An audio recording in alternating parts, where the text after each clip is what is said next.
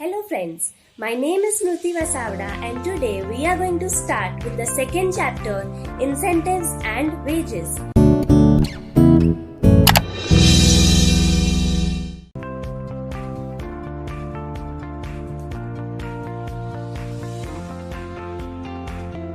In this chapter, we will be studying about various types of incentive plans, wage differentials and theories of wages. Let us first understand the basics of incentive plans. Incentive plans are the means of motivation to the employees to achieve organizational goal and providing them the financial or non-financial benefits after achieving or monitoring the individual and group efforts. So basically, incentives are considered anything apart from the salary or wages that an employee gets. It can be in the form of non-monetary or monetary benefits. According to Anthony, incentives is anything that helps in encouraging or motivating managers to achieve the organizational objectives. In today's competitive world, it is very much important for each and every employee to earn some extra income apart from the salary and wages. So basically, incentive is considered as that extra income that an employee earns apart from his fixed or basic salary or wages. Let us now discuss about the various types of incentive plans. The first type of incentive plan is the piecework plan. Piecework plan is considered as the most oldest and traditional form of incentive plan. In this plan, the contribution is considered in the form of units produced by the employees. So basically, incentives is given to the employees or workers on the ratio of the units produced by him. Say for example, if a worker produces 1000 units in a particular day, he would be getting the incentive according to the 1000 units produced by him. So basically, the total output is counted or monitored and accordingly the incentive is paid to the worker. It requires job evaluation and industrial engineering. Job evaluation promotes or it enables the counting or calculation of hourly wages of an employee. And production standard is developed by industrial engineering. Piecework plan is further divided into two types: straight piecework plan and guaranteed piecework plan. Straight piecework plan considers the total number of units produced by a particular worker. Here, the set of payment is done on the basis of each piece produced by him. For example, if a particular worker is producing 1000 units in a day, he would be getting incentives according to the 1000 units produced by him. The next type is the guaranteed piecework plan. Guaranteed piecework plan considers the guaranteed pay plus the extra pay that a worker gets on the number of units produced by him. Say for example, a particular factory is paying 1000 per day to a worker and the worker is producing 1000 units per day in the industry. So he would be getting the fixed amount of 1000 rupees plus he would be getting the incentive in the form of the 1000 units produced by him. So it is the combination of the basic pay or the guaranteed pay plus the incentives in the ratio of units produced by him. Piecework plan has various advantages. The first advantage is it is easy to calculate. Piecework plan is easy to calculate because here we just have to calculate the total number of products or total number of units produced by an employee. The second one is it is easy to understand. It is easy to understand both by the employer as well as the employee. Employee counts the total number of units produced by him and accordingly he can judge the amount that he would be receiving at the end of the day or at the end of the month. The next one is equitable in principle. Here, there is no biasness among the workers because it is equitable in principle. The more units of product a worker produces, he gets an incentive in that ratio. If the worker is capable of producing more units, he would be getting more incentive. So it is equitable in principle. The next one is rewards are directly linked to the performance. Here, the only thing that is considered for incentive is the worker's performance. As I said, more units produced, more incentive. Here, the incentive is directly linked to the number of units produced in a particular day or in a particular month.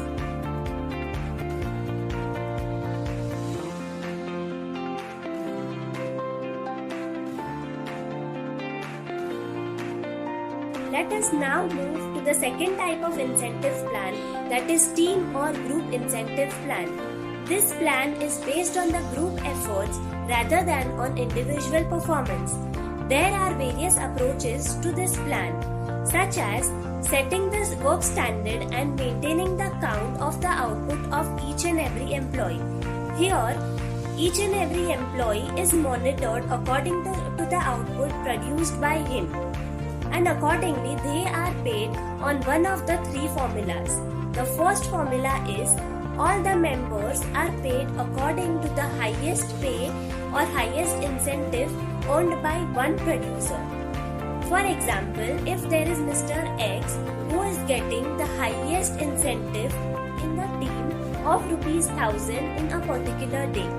So according to the first formula, all the members would be getting 1000 rupees as their incentives. The second formula is all the members receives the pay that the lowest producer gets. Say for example, Mr. Y is the lowest producer and he gets rupees 200 as his incentive. So all the members in the team or all the workers would be getting rupees 200 as their incentives. The third formula is all the members are paid according to the average pay. So here, average is calculated on the basis of the number of workers and then on the basis of the number of output or income earned, and accordingly all the members are paid according to the average calculated by the organization. The next approach is setting production standard. Here, a particular factory sets a production standard that XYZ amount of units needs to be produced in a particular day, and the workers are paid according to the standard set by the organization. The next approach is choosing a measurable definition of performance and productivity. Here, any organization or any factory can select hourly wage rate or on the basis of the units produced by the employee. There are various advantages of group or team incentive plan. The first advantage is encourages teamwork. Since this incentive plan is totally dependent on the group efforts, it encourages the group or team work. So here the incentives are paid according to the group or team's performance. The next is jobs are interrelated. Here each and every worker or each and every role of the worker are interrelated to each other. So basically they are interrelated in the form of roles, responsibilities or duty, or in the form of incentives received by them. The next one is encourages cooperation. Here this plan encourages cooperation because all the workers have to come and work together to get better incentives. The next one is reduces jealousy. Here, since all the workers are paid on one of the three formulas, as I said, according to the highest producer or according to the lowest producer or according to the average. So all the members or all the workers would be getting equal incentives. So it naturally reduces jealousy among the workers. The next one is it provides on-the-job training.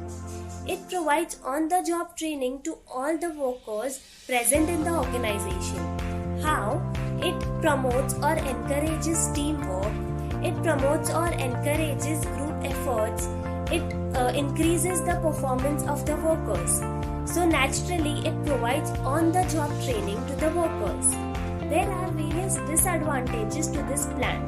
The first disadvantage is it does not consider the individual efforts. For example, if there are two persons and if one person is working or his efforts are more as compared to the other person, his efforts are not considered. Here, each and every employee or each and every worker are considered as equal. So here, individual efforts are not recognized. The second disadvantage is even members who are putting no efforts are earning incentives. As I said, there are various members in the team who are putting no efforts. This is a very common case in our college PPT where a group is formed to make and present a PPT in the particular class. So there are, say for example, there are 6 members and among 6 members there are 2 members who are putting no efforts. Even if the 2 members are putting no efforts, they would be getting the marks. Correct? So this same thing applies in the organization. Here, if there is a team of 10 workers and among the 10 workers, 3 workers are not putting any efforts, still they would be getting the incentives. So these are the disadvantages and advantages of the group or team incentive plans. Let us now move to the next type of incentive plan, that is incentive to managers and supervisors. Most of the organization pays very high amount of incentives to their managers and supervisors, since they play a very important role in achieving the objectives of the business and also in the profitability of the business. Incentive plans are divided into 2 types: short-term plans and long-term plans. Short-term plans consist of the bonus that the managers or supervisors gets.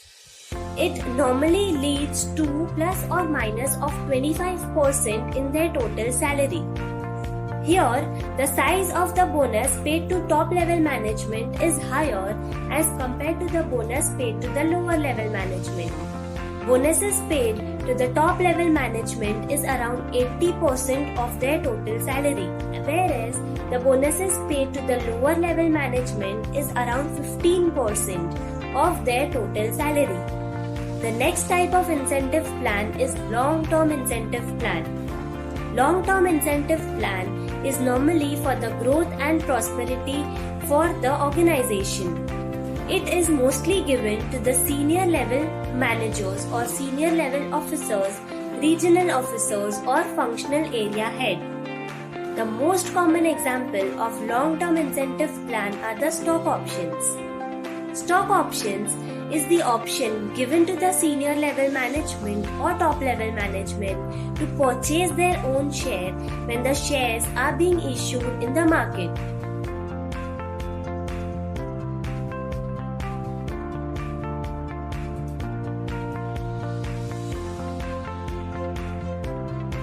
So basically, stock option is the option given when the company issues IPO of their own shares. Here the shares are issued at a very discounted rate to the top level management.